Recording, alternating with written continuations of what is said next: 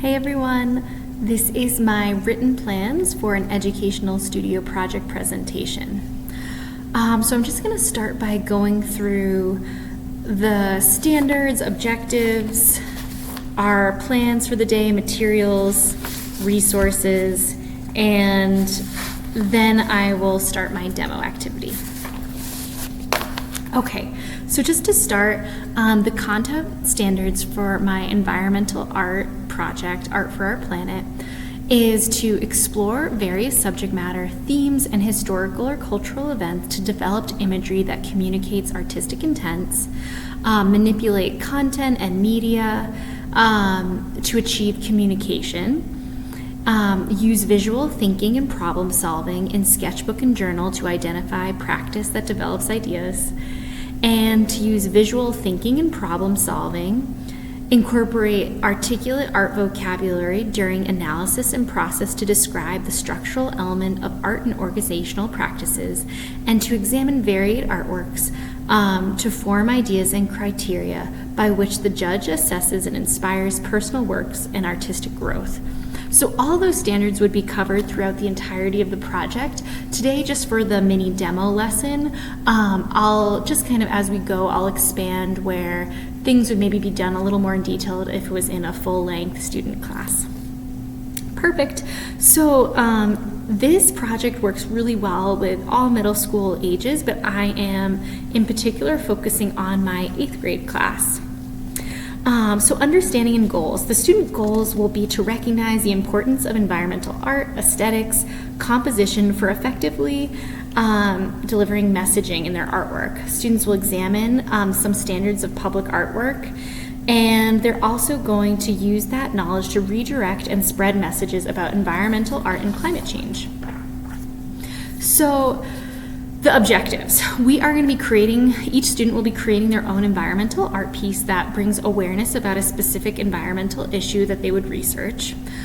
Students are going to explore through research and discussion the context of art for climate change or just environmental art. Students are going to practice art analysis when looking at our 2 key artists' work. Again, we'll have kind of an abbreviated version of that when I go through our demo activity and introduction. Students are going to examine the environment as well as cultural and political aspects of climate change, and they're going to also be working to create meaningful design and compositional exemplified in their finished piece. And students will develop an understanding of research and process-based artwork. Some of these objectives are things we do in almost every project. Students are always researching and having some choice in their artwork, so a lot of this is built into their daily routine. So for vocabulary, visual analysis, advocacy, process-based art, climate change, mixed media, those are all things students are going to be working with and having in their language when exploring their pieces. Perfect. So for materials, my slideshow is a big one. Students will have some handouts. They always have their Chromebooks, drawing paper, pencils, watercolors, paintbrushes, photos, and I normally would have a video incorporated in here, which I'll talk a little bit about. And this whole project takes 15 class periods, and the first class is really a solid introduction. Then students have 2 classes for planning, and then they actually create their bigger piece within the course of about 10 classes. Last semester when I did this project, it took actually about 8 classes. And then presentations and reflections take 2 classes. So for this video specifically, this is kind of what the agenda of the class would look like. So when students come to class, one introduction activity every day is they have time to come, work in their sketchbook, have just some individualized time, and just to transition into art. And then from there, we would start our actual lesson introduction, which is going to be part of today. And then we would have about 10 minutes for actually demoing the material and technique work, and then 30 minutes of class after that would be student work time. Then we'd maybe wrap up, maybe a few closing ideas, and then we would clean up for the day.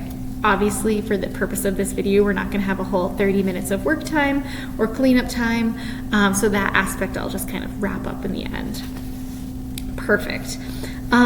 So the bigger introduction activity for this project is we watch a clip of the documentary Before the Flood, and then the second period, kind of reviewing our introduction for the class, we would see a small clip of Zaria Foreman's work and hearing her speak about her work with NASA.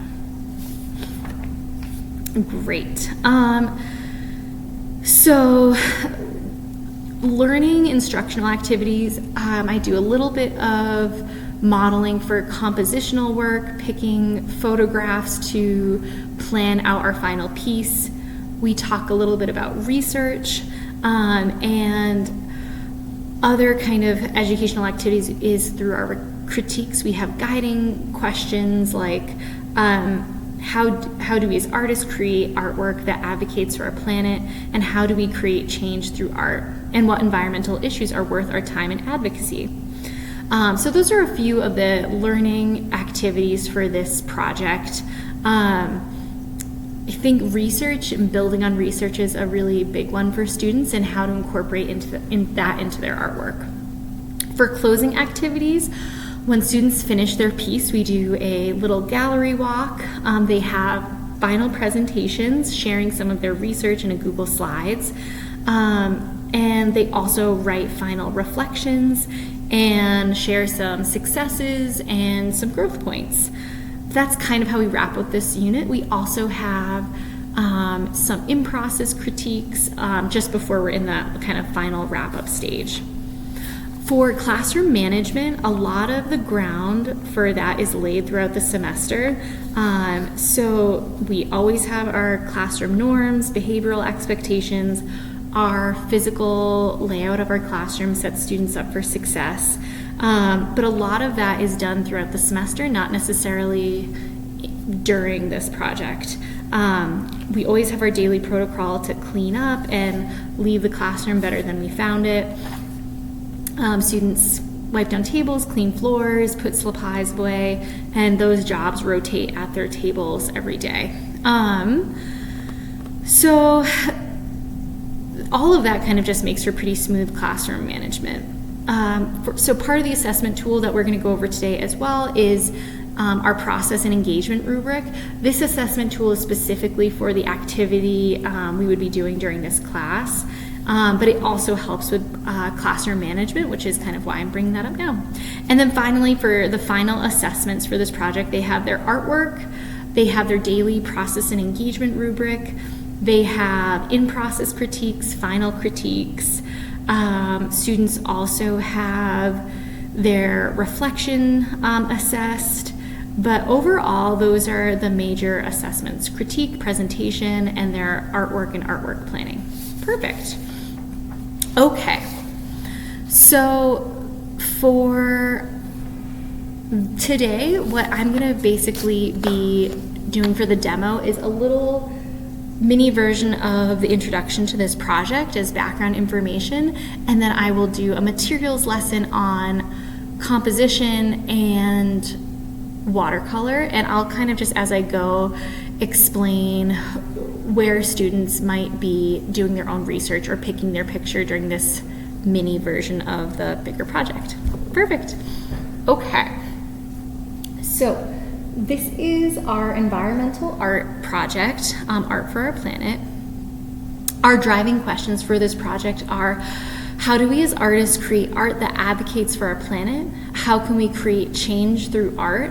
And what environmental issues are worth our time and advocacy? So these are our project objectives. For the sake of this video, we just went through all these objectives together, but this is what I would go through with students. So our first key artist that we're going to be looking at, and I would have students practice visual analysis, one of the content standards we're working on, is to visually break down this piece, and we'd also talk about what makes this piece a strong composition. So when the 8th graders are practicing visual analysis, They might talk about how the page is broken up by the sand and the foam of the waves and that background dark line of the deeper water. They might talk about the rule of thirds and how the foam of the water leads you through the page through kind of these peaks and arches. But we would go through, they have a little checklist that they would kind of go through as they're looking at this work. Perfect. Our key artist, Zaria Foreman, so she is a renowned contemporary artist. She has realistic pastel drawings, and her artwork is working to raise awareness about the impact of climate change on the environment. The work we're specifically looking at is her work in the Arctic and her work in the Maldives. So her work's been exhibited in museums around the world, and one of the things we're looking for in key artists is that the artist has built a reputation. We're working towards, when we're researching the artist, having artists that have published work and that the background information has been, there are from good sources. So that is one of the reasons Zaria Foreman is our key artist. And this is another one of her pieces that students could practice doing a little visual analysis, breaking down the piece and thinking about what makes this have a strong composition. Our second artist is Jill Pelto. She's also an environmental artist and scientist, and her work is really unique and important for this, specifically for this project, because she uses scientific data and graphs to create her piece, and that research is really deeply informing her artwork. So her artwork communicates complex environmental data in a visually inviting way, which we would talk about in class. And she incorporates graphs, charts, and scientific illustrations into her paintings to convey the impact of climate change for ecosystem landscapes. Perfect. This is another one of her pieces focusing on a graph that creates a landscape. Perfect.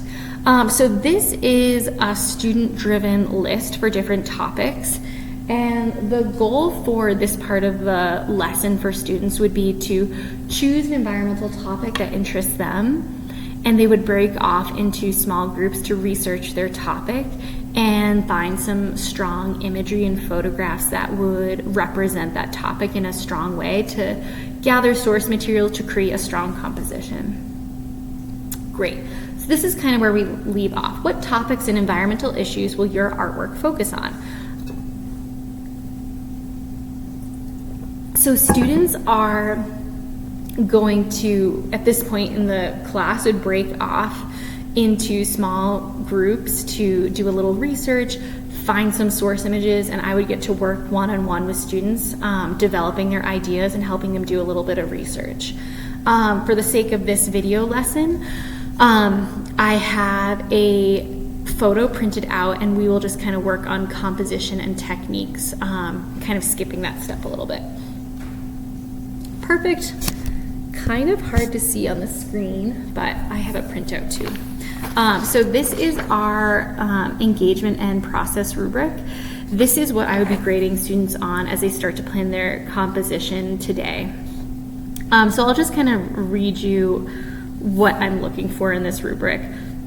So the students demonstrating excellent engagement in their art project. So they're interested, they're doing research, they're working maybe independently or asking good questions.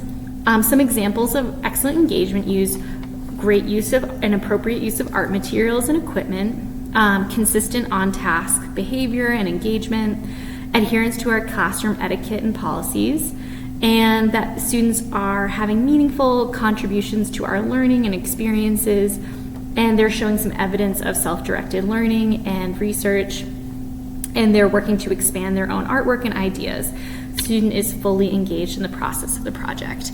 Why I really like this rubric for assessment for this big portion of the project is it takes out my students who are, I'm bad at art, I don't like art. It's more like, are you trying? Are you engaged? Are you learning to use materials correctly? Which is really nice, and I think gives a lot of room for growth for a lot of our students. Perfect. So at this point, I am going to move to my materials demo.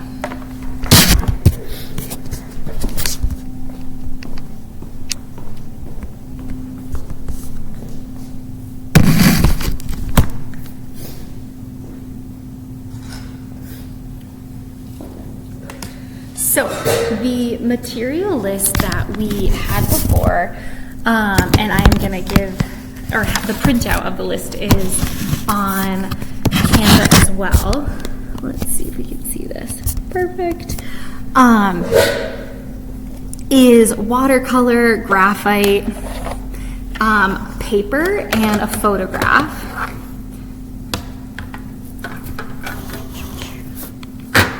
All of this is in the screen. So this is the photo I'm using for our project. It's been edited and cropped a little bit to work through some of our compositional goals. Students would, in their visual analysis, are still just working on figuring out what makes a good composition and how can I represent my idea in a good way. And then they're off finding research and source materials for their own projects. So because we're speeding up this process a little bit, I am demoing a student who wanted to do polar ice melt inspired by Zaria Foreman, and they have made a more centered photograph. A lot of our students edit their pictures that they find to their own composition in photos like Photopea and Lightroom. So the first thing, student has printed their photo, they've broken it up into 4 different quadrants, and they're now breaking up their paper into 4 different quadrants. So the student before moving to the larger paper probably would have practice in their sketchbook, but for the sake of this demo, we've done that step and we're moving on to just a bigger paper and figuring out our larger composition. So if we look in the first quadrant, we have the first little section of the iceberg. You see that?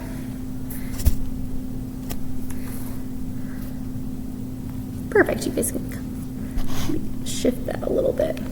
The first section of the iceberg, we are not trying to draw too dark, but for the sake of seeing this in a video, I'm drawing a little bit darker. We would have worked on finding the horizon line, which is a little above halfway in this quadrant of the picture plane. And the majority of this image is taking place underwater because the student would be focusing on polar ice melt and they're looking at the water and the sea level rise for their research.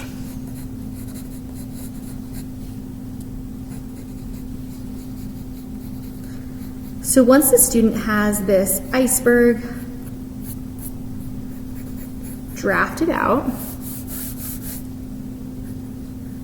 we would move into our watercolor techniques portion of our lesson. And this is a quick sketch, but the students kind of thought about the rule of thirds. We've done grid techniques in the past, so they're still working to kind of break down their imagery, and they are using a source image, but still creating their own imagery out of that. Perfect. So for watercolor, we are, let's see, you can see everything in here. For watercolor, we are still moving light to dark. Not hard to get all this in one picture print. But the lightest portion of this image is the sky. So students might work on getting a base layer, figuring out their color palette. If this was in their sketchbook in their initial planning stage, students might be actually trying 2 different mediums out to see what would work best for their subject matter. Because we're skipping that step for this lesson, I'm just choosing watercolor. Watercolor does work pretty well for water and ice melt. So we're just going to get the base lighter layer down in our imagery.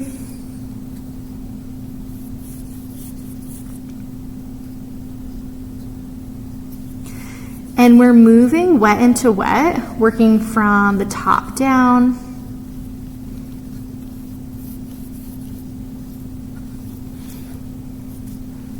And from here, we might look at the highlights in the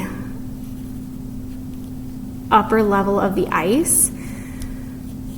These projects are encouraged to be mixed media.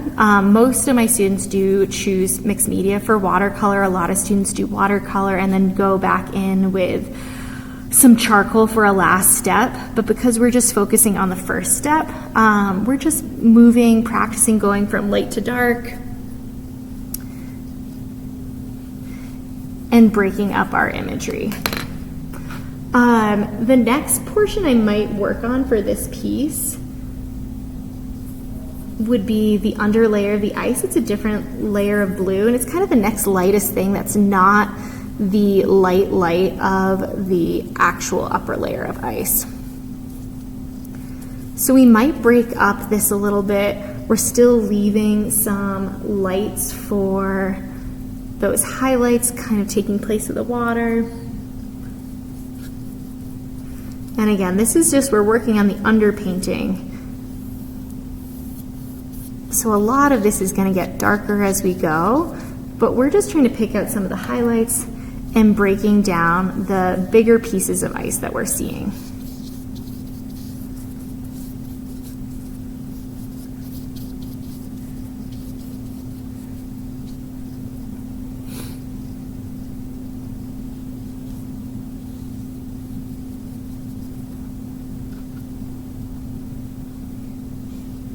And a lesson like this might be the second day of the project, where students have found their topics, they are starting to work on composition, they're now getting to see a little bit of an example, reviewing some watercolor techniques. We've already had a watercolor project this semester, so I wouldn't be going really into depth into different types of brushes. But, you know, sometimes I might just remind students that we're starting with our bigger brushes for the first layers of our imagery. And then from there, we are working on our smaller fine detail brushes. We might get out some round brushes, but we're probably starting with a bigger flat brush just to get wider areas of pigment on our paper. Because this is also not a project we're doing first thing in the semester, students have had practice with pastels. They know what different materials would work well for their imagery, but they're still trying that out in their initial planning after that first day of research.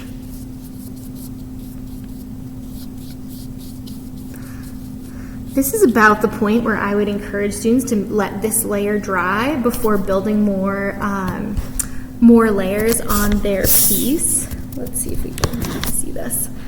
So this is kind of a nice little first layer of the imagery. Just working on those lights and starting to figure out where some of the highlights are.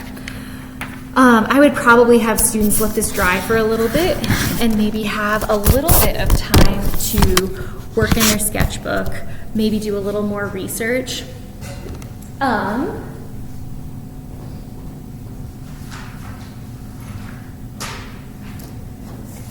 Students also have, in addition to their rubrics, they know what they're kind of being graded on while they're figuring out their process. They also have handouts for the slideshow if they missed anything for notes. This accommodates for some students with special needs too. And it also gives them the information for their 2 key artists. And last but not least, for images for this presentation, here are a few completed art pieces from past semesters. And this is, of course, like the layout of the classroom for the classroom management aspect. But we have Protect Our Winters, which is a organization out of Jackson Hole for raising awareness for climate change. We have this piece, which is a plastic bag floating in the ocean that also looks like an iceberg. And then this student is just doing the polar ice melt inspired by Zaria Foreman. Different mediums and takes of the final project, but really nice work. And because our goal is on composition, those are 3 really successful pieces. But that is about it for this presentation. Marcy, you have the materials list and the picture sent for you so you can kind of follow along with this lesson. Thank you guys.